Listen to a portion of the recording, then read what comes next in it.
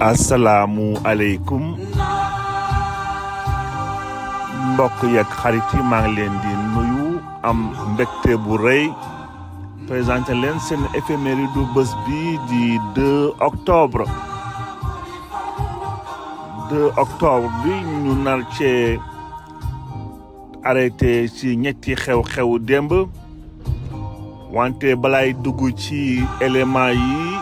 di préciser di fàttali di ràññee rek 2 octobre mooy journée internationale de la non-violence lutte pour la non-violence donc journée bi di journée de la pour la non-violence li tax ñu nekk 2 octobre mooy anniversaire aussi kii di Mahatma Gandhi tey moo nekkoon anniversaire am ñëpp xam nañu façon ba mu doon résister ba la marche du sel bi nga xam ni defoon na ko entamé ko ba digganteem ak pouvoir colonial puissance anglaise yi nañ ko doon utiliser wante nañ ko doon aussi moytandikoo lépp nag mu basé woon ko ci non violence bu ñu la waxee non violence tamit balaay Mahatma Gandhi aussi ci Sëñ Tuubaa tamit lépp li nga xam ni doon na ko jëfee pour dëggal boppam ci li nga xam ni moo ko ñeene noonu lépp daf ko tegoon ci non violence pour wax ni rek àddina bi borom bi ak li mu def ci ay kéemtaan mën nga am li nga bëgg ci sa àddina sans pourtant nga am soxla recourir ci violence pour jot si comme li waa ji di wax àddina bi yaatu na xëy na seenu weer jot buuxante benn wante aussi àddina bi ci boppam asamaan si yaatu na jarulta buuxante pour seenu weer wante àddina bi ci boppam aussi yaatu na ba ku nekk mën nga ànd ak ki nga bëgg a àndal ak dem toppatoo say mbir la borom bi mën na wërsëgal aussi la nga see jot te li sa moroom xëy na moom nga war ko mën a bàyyee. Je parle surtout de ressources naturelles parce que xeex yi balaa mu doon am souvent xëccoo ressources naturelles xëccoo lenn déjà ak xëccoo ressources naturelles parce que di jamono di àddina bi di am ba léegi coowal ressources naturelles moo leen mës a boole ak i territoire kii di territoire aussi di ressources naturelles wante boo seetloo ñi doon recourir ci violence toujours di ci ëpp dañu doon mujjee ci table de négociation te amul benn violence bu mujjee jur lenn boo demee tey ba tey ci zone Beyrouth ak seen xeex ci Israël ak Gaza li fa xew lépp boobu ba léegi amul benn coow bu mës a résoudre lenn ci foofu lu dul ay victimes souvent ay victimes civiles ñi nga xam ne ay néew du doole ñoo fay ñàkk seen bakkan. violence nag bëri na ay anam ñi ci ëpp dañuy xalaat ay violence physique rek moo am da nga gis aussi on parle souvent de violence conjugale li ci ëpp li ci gën a aussi ràññee ci violence conjugale violence de manière générale loolu violence physique mooy surtout au niveau psychologique et mental lépp nag nekk ci loo xam ni nit ki dem ba dugg ci li nga xam ni mooy say ak mooy li nga xam ne yaa ko moomal sa bopp te boo ko décidé wul partager ak nit loolu ko nit roccil rek mi ngi lay violenter psychologiquement dans tous les sens. Violence d'État aussi am na parce que bu ñu Sénégal boo xoolee tey ni nit ñi wàññee seen stress c'est parce que askanu Sénégal vivroon na benn violence d'État bi nga xam ni bi ci persécution sur persécution ci régime Macky Sall de manière générale parce que waxuma sax moom ci boppam wante régime bi nga xam ni bi cette violence policière violence psychologique cette violence politique aussi nga xam ni kenn amul woon droit wax wala dëggal sa bopp li nga xam ni wuute na gis-gis donc violence bëri na ay anam lu weesu violence physique violence mentale aussi surtout violence psychologique te bi gën a garaaw ci violence psychologique souvent mooy da ngay dem ba ànd ak ay séquelles yoo xam ne boo deful attention moom ngay nekk toujours boo xoolee cas esclavage dañ ko gis ci Mauritanie aussi par exemple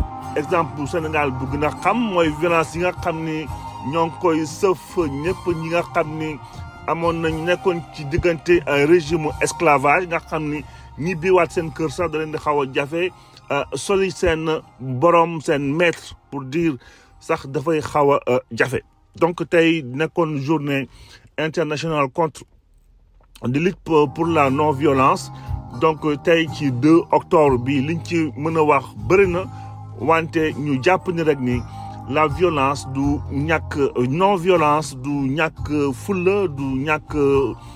fayda wante surtout aussi mën a nekk moyen de lutte bi gën a efficace kii di Mahatma Gandhi doon na wax naan la non-violence est la plus grande force de lutte et à sa disposition elle est plus puissante que l'arme la plus destructrice inventée par l'homme donc foo doon wax tey ci sunu journée bi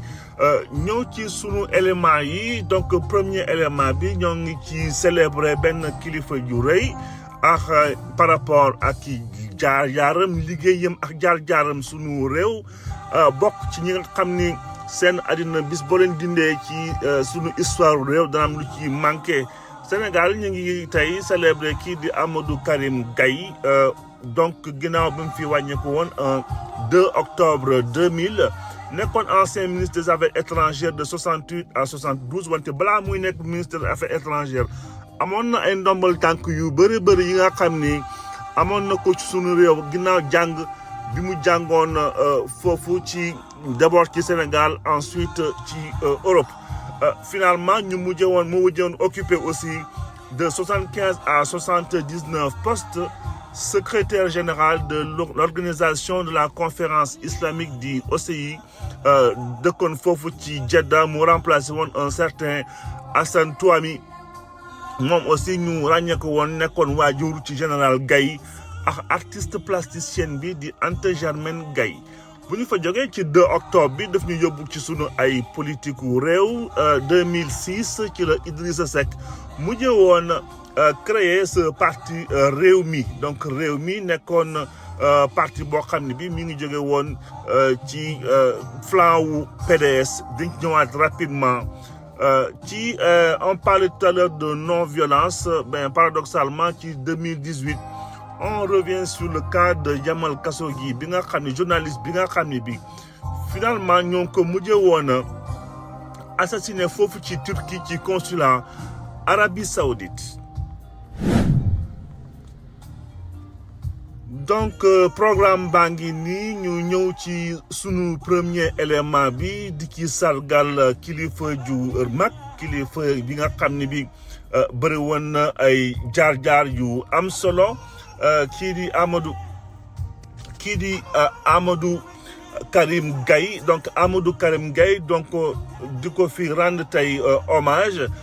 ci jaar-jaaram Sénégal moom nag mi ngi gane ci année déjà 1913 nekkoon presque ci même génération wu Senghor dañu wax d'ailleurs aussi pourquoi ñu cité ko ci Amadou Karim Gaye ci formation am ci teel la nekkoon bokkoon ci bachelier yi nga xam ni ak ñoom Senghor ak Ousmane Socé Diop Birago Diop nekkoon les premiers bacheliers yi nga xam ni demoon nañu am chance di jàngi tugal yeggale seen formation foofu donc ñoo nekkoon presque ay classe foofu donc moom ñu ngi ko xamee woon ci diplômé école nationale de médecine vétérinaire bi ci maison Alfort donc médecine vétérinaire lañ ko gën a xamee ci ay njàng bëri na ay ndombal tànk yu bëri nag ci bëri na ay diplôme plutôt yu bëri en 1938 ci école des officiers français de cavalerie bu Saumur ba ci ay Marrakech liste bi gudd na trop ci njàng bi nga xam ni jàngoon na ko ci génération bi ñëw rek au niveau de son parcours politique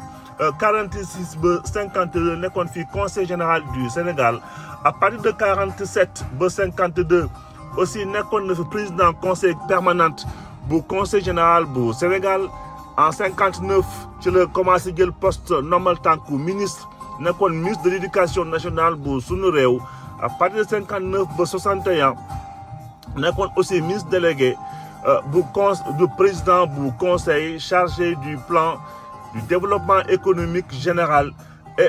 ci gouvernement Mamadou Dia donc on est en 61 ci gouvernement Mamadou Dia de 61 à 62 fa nekkoon ministre du plan et de la coopération technique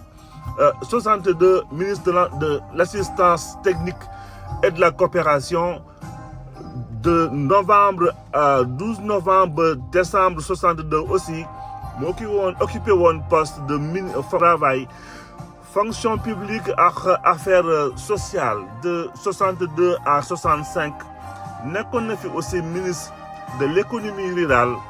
ba 68 nekk encore ministre des forces armées te ki mu amoon comme aide de camp pour wax la rek kilifteem fu mu toll woon ci jamono boobu kii di général Lamine Cissé nga xam ni moo organisé woon sunu élection présidentielle en 2002 parce que finalement le capitaine était devenu entre-temps général et resté toujours exemplaire donc nekkoon na fi aussi directeur ki mu amoon directeur de cabinet kii di Alioune Badara Thiendella Fall donc de 68 à 72 occupé woon aussi ministre des affaires étrangères ci la conservé woon poste bi nag ba 1900 nekkoon en poste en 70 ci gouvernement Abdou Diouf donc Abdou Diouf en tant que premier ministre donc moom ci boppam amoon na comme directeur de cabinet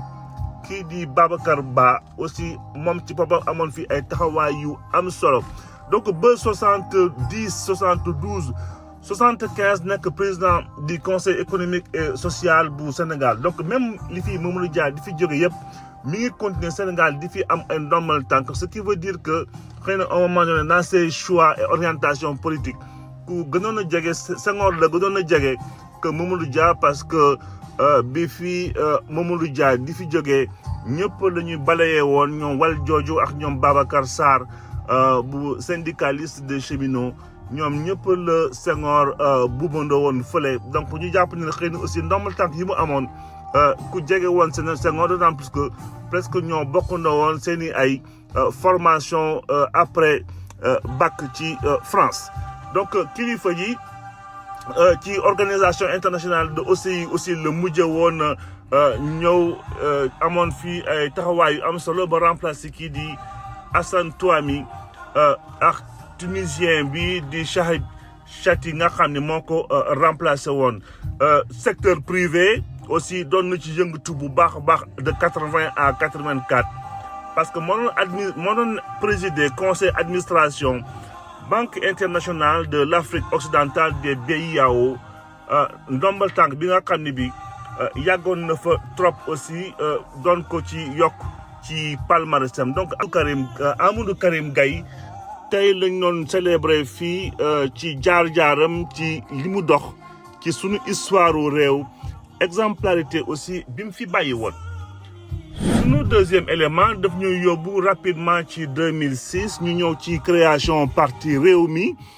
balaa ñu doon wax parti Rewmi nag on parle plutôt Fonds pour le progrès et la justice du FPJ donc finalement Idrissa Seck tuddee ko parti Rewmi nga xam ne bii Macky Sall le premier ministre d'ailleurs mi ngi ko doon bañal appellation bi jàpp ni réew mi nekk na loo xam ni réew mi yëpp moo ko moom donc kenn mënu koo aaki moo ci tur donc bokk na ci yenn tappale yi nga xam ni c'est des signes annonciateurs ci ay doxalinu kii di Macky Sall ba ci non violence bi nga xam ni waxu ci woon dara ci nguuram 2012 2024 Idrissa Seck gis nañu aussi taxawaayam depuis boobu léegi malheureusement aura bi mu amoon ci 2006 mujj ko woon a confirmer ci ay mauvais choix yi nga xam ne def na ko ci orientation politique am ci alliance am ci ay renoncement am wala ci yenn engagement trop risqué yi nga xam jël na ko ba tax tey ñi ko jox gëdd ci politique ci Sénégal as néew la. ñëw rek ci dernier élément bi di 2018 kii di Jamal Khashoggi nekkoon journaliste saoudien boobu mujj woon a ñàkk bakkanam foofu ci ambassade bu Turquie consulat Arabie Saoudite bi nekk Turquie foofu nag la disparaître ñëpp nag di ko jiiñ buuru Màkk ginnaaw nekk na koo xam ni kii dafa ko doon critiquer lu ci am solo lu ci ëpp solo ci ay chronique am donc ñu ñëpp jàpp ni daal moo ko mujj woon a fexeel loolu nag ñu dellu si aussi ci yeneen façon de violence on parle très souvent de raison d'état mooy li nga xam ni ay lépp li nga xam ne lu rafet la ak dëgg ba dëgg ñu ne dëgg mooy justice ak li nga xam ni xëy na rafet na état parfois da ko jël teg ko fële au nom de l'intérêt général mu def ay jëfit yi nga xam ni xëy na jéggi na dayoo wala nekk na loo xam ni lu xaw a doye di lépp ñu teg ko ci raison d'état wante aussi pareil li ñeewal askan yeeg nit ñeeg bindeef aussi noonu la concerné aussi état ci boppam parce que état aussi quelque part justiciable la ni état nekkee justiciable est-ce que toujours ba ci sunu jamono yi état aussi encore soxla na recourir ci ay raison d'état pour mu mën a justifier ay ñaawteef yi nga xam ni mën na ko def question bu ñu posé la sûrement yu bëre yi ñu teg ci ndoddum raison d'état jàpp nañ ni xëy na war na mën a ñàkk donc Jamal Khashoggi ci contexte boobu la ñàkkee bakkanam ba tey kenn gisul ci ay explication sunu réew aussi gisoon nañ ci ay cas yu demee nii ba ci sunu ñaari gendarme ñooyu nga xam ni mujj woon ñàkk seen bakkan dans des conditions toujours bien nébuleuses. donc di jeexalee fii tey sunu éphéméride di ba ëllëg di 3 octobre yeggale waxtaan bi.